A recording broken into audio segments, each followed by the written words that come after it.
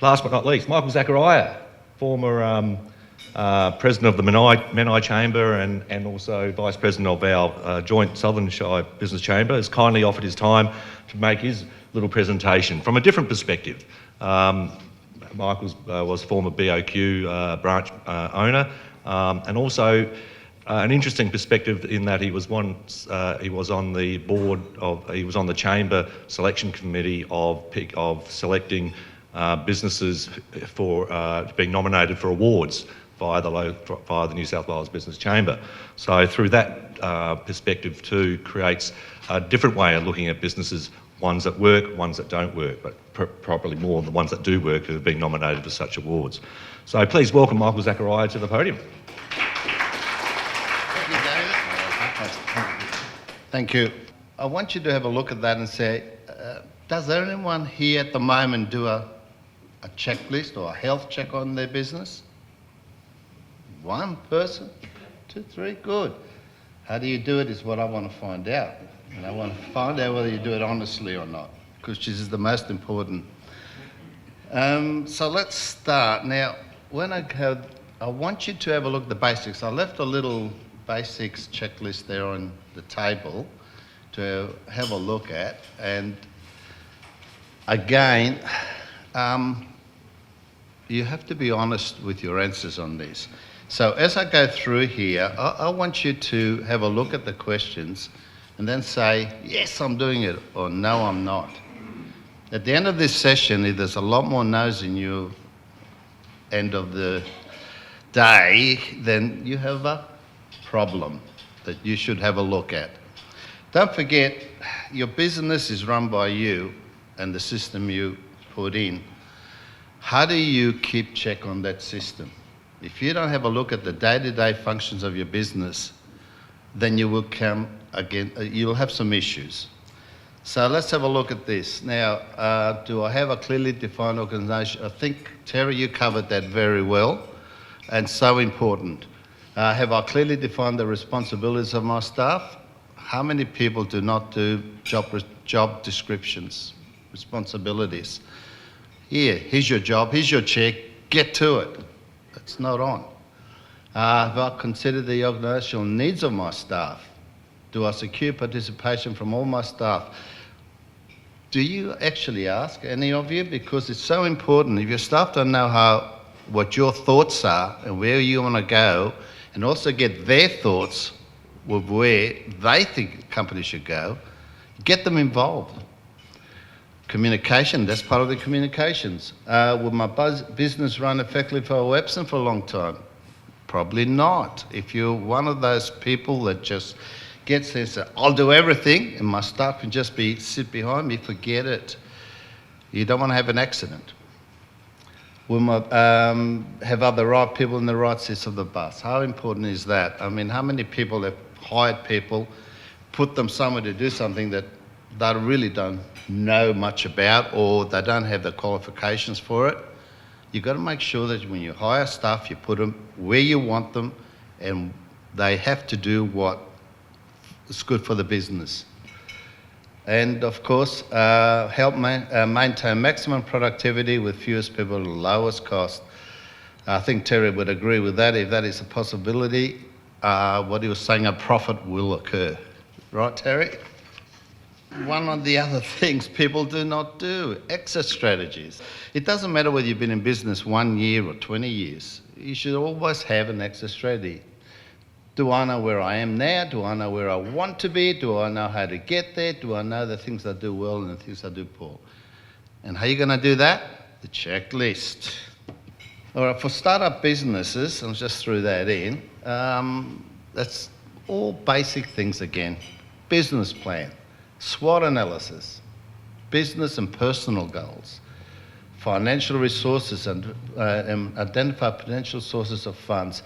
How many businesses go into business undercapitalised? They just have no idea how much money they're going to need and where they're going to get it from. Determine their startup costs and be honest there. Don't underestimate them. Identify your customers as well as your competitors. It's great, you know who your customers are, but who else is selling to them? And of course, develop a marketing plan along with a thorough market research. All right, the strengths and weaknesses. Now, this is where I really want you to think about the yes and no answer.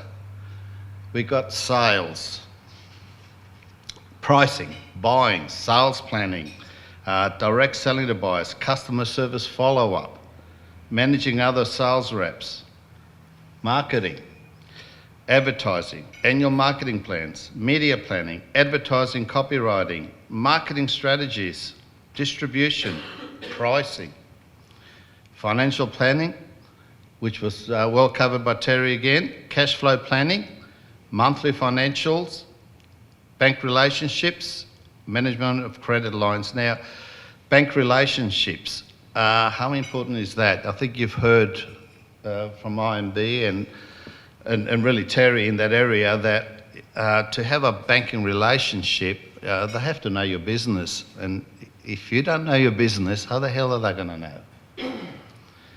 Accounting, if you've got a bookkeeper, accountant, of course, monthly profit and loss statements. Who actually does extract the monthly profit and loss and look at them monthly? Oh, maybe 6 monthly. Geez, I'm doing well. Next month, no, I'm not doing well. Why? And administrative, your payroll handling. Of course. Personnel management, of course, hiring and firing employees. Again, how good are you at doing that? Are you good at hiring or are you good at firing? Or no good at either? Motivating employees, how important is that again? You know, you've got to get your employees working for you and be happy in their workplace. And of course, your general management skills. Personal skills. Have you got your written communication, computer skills, important nowadays in the social world, word processing, organisational skills. And intangibles, that's an important one because have you got the ability to work long and hard? Have you got the ability to manage risk and stress? Your family support, ability to deal with the future, ability to work with failure, and ability to work and manage others. Now remember what I said, I want you to answer yes or no to this. In your head, in your mind, keep that. All right, management audit. This is something that we do. This is one of the first things that we do. A management audit on yourself, because that's so important. Like I said before, if you don't have the skills in various areas, or you don't understand where your business is heading, or are you doing the right thing or the wrong thing, then you need to really address this. For instance, purchasing and inventory control. Does everybody who has stock, do you know your turnover? Do you know what is good stock, bad stock? Slow moving stock, is that managed? Scheduling, do goods and materials move through the business without tie-ups? Do you know how long a job should take? Do production operations employees use appropriate operations planning? Of course, quality control speaks for itself. How many times are goods returned to you? Does the production process work smoothly? And has the organisation developed any particular competencies in the area of production operations? Facilities, are you in the right area? Are you happy with what the equipment you have? And of course, insurance, are you adequately covered? All right, pricing. Now, remember, pricing affects your margins.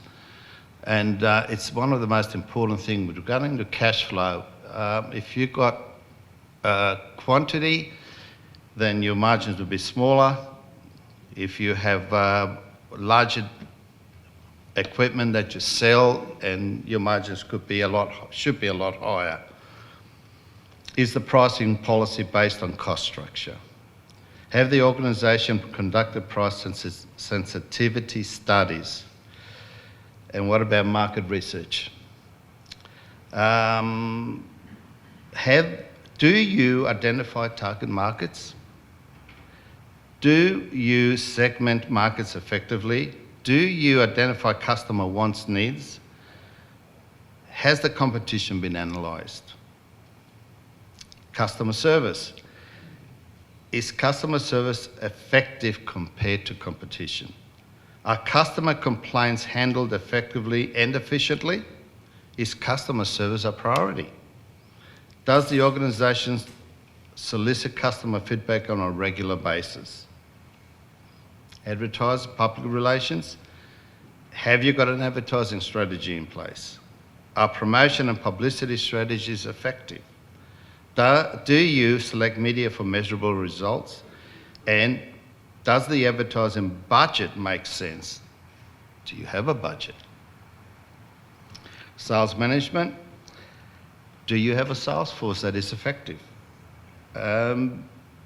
Establish individual sales goals. Do you provide adequate sales support? Are all salespersons well trained? Market planning. Do you have a marketing budget? Do you have a marketing plan? Do marketing employees use appropriate planning and controlling tools? Are present channels of distribution reliable and cost effective? Again, I'll remind you, answer yes or no. Okay, financial and accounting, which is next. And this was covered again really well with Terry, but I'll just go over a couple of things. Are you financially strong or weak according to the financial ratio analysis? And I think, Terry, again, you're spot on. No one looks at the analysis. See your accountant. You should be seeing your accountant regularly on that basis to find out how your balance sheet is going, how your profit and loss is going. What is the working capital position? Is it sufficient? Are dividend payout policies reasonable? Do you have good relationship with creditors and stockholders, if you're that lucky? Have you developed any particular competencies in the financial accounting area? In the area of bookkeeping and accounting, are the books adequate? Are records easy to access? Does the organisation have monthly P&Ls? As I spoke before, it's so important that people should look at their monthly P&Ls, and a lot don't. Budgeting. Have you established financial goals? Are they appropriate? Do you use a cash flow budget? And I think IMB spoke about that, which is so important. A lot of people still don't know how to do a cash flow. What's an account there? Use your accountant again. Do you capital budgeting procedures? Are your capital budgeting procedures effective? And also your capital equipment purchases, are they budgeted? Cost control. Are cost items managed? Is the budget used as a primary cost? Again, as I say, we seem to be able to overstate our sales but understate our costs. If you're accurate, you'll have no issues. Okay, credit collection. Again, most important, and I did a lot of things with cash flow management in this regard, that a lot of people don't have any policies to do with collecting their money. They'll let them go. They don't have any agreements with the creditors or the debtors in particular, sorry. You have to be able to collect your money within your terms of trade. And a lot of people don't even know what their terms of trade are. They say 30 days. Do they collect 30 days? I bet you they don't. It's usually 60 to 90 days. And if it's a good customer and the customer says, look, I can't pay you, oh, no worries. Of course, you're a good customer, we'll extend credit. Wrong, he's in trouble. Right, Darren? Isn't that? All right, raising money. Have you been successful in raising capital when it was needed? Are you able to raise short-term capital or long-term capital? Do you know how to do it? Do you know how to approach your bank? In relationship with it, do you have a good relationship with your banker? I can tell you now that I've spoken to a lot of small businesses and I asked them, who's your business banker? I don't have one. Well, why don't you have one? Well, that changed. I'm sorry. bankers here, but they change regularly, so I've just given up on them. Well, don't give up, because you are the customer, and the bank's got to have to realise that. But can I tell you a story? When I was in the bank, and I've had 33 years in a bank as a bank manager. Back in the good old days, we used to have a handshake. A customer would come in and say, look, can you extend me credit of $10,000? And we'd shake our hands, go away, let's do it, because I knew his business. Unfortunately, nowadays, and like due respect, the banks do not know your business, because you've got to make them know your business. And you know what? The priorities that we looked at, number 2 was serviceability, because you must service your loan. Number 3 was security, has to be sometimes secured. The number 1 thing the banks were looking for is management of your business. That's the number 1. And you have to prove to them that, hey, look at me, I can manage my business, I've done my health check, I've done everything that we need to do, and then you create confidence with that bank. Use of specific tools. All right, do you know your break-even analysis? Cash flow projections and analysis. Use monthly P&Ls, balance sheets, and the ratio analysis, again, is important. And of course, industry operating ratios. As you can see, checklists will only work if identification and obtaining solutions to items requiring attention are implemented. No good ticking the boxes and then not doing anything about them. Checklists will only work if they're completed honestly and acknowledging the personal shortfalls. And that's the hardest part, because people don't believe what their errors are. They don't believe that they haven't got those skills. You have to be honest. Checklists must be hollow to all staff involved in the business, because sure, all these things to do that you just tick are not only done by you, but it's done by the staff. So you have to check them. Checklists must not only be conducted once, but on a regular basis to ensure issues discovered have been fixed and are running as per plan. And of course, recommendation that organisations should have checklists earmarked on a monthly basis on different issues. So I don't expect you to do a 200-page checklist. You pick and choose which is going to suit your business at the time and go through it. Because if there are issues with your business and you want them identified, this is a way of identifying them. Thank you very much for listening.